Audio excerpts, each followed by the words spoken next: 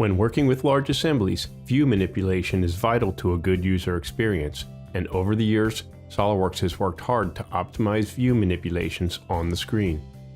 Detailing mode was introduced in SOLIDWORKS 2020 to allow users to open massive drawings in seconds, and for assemblies, the Enhanced Graphics Performance option was implemented to take advantage of high-end graphics cards by moving the graphics burden to the card. For SOLIDWORKS 2021, the Enhanced Graphics Performance option has been extended to the drawing environment. On the left, we have SOLIDWORKS 2020, on the right, 2021.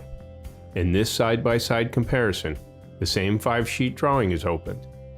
Let's start with panning the drawing in the document window. Notice that SOLIDWORKS 2020 on the left does a good job, but you can see that there's some latency as the drawing doesn't precisely follow the mouse.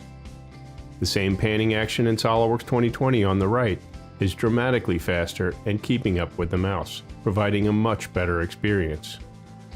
Zooming in and out is just as dramatic, and panning while zoomed is lightning fast.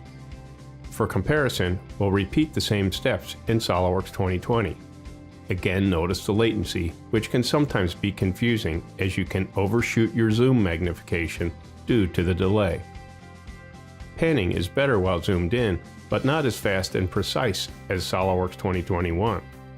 Scroll bar pans show a similar graphics performance gain in SOLIDWORKS 2021.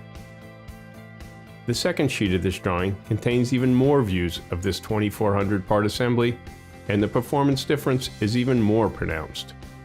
For years, the SOLIDWORKS development team has been working diligently to write code and partner with hardware vendors to continue to raise the bar for performance.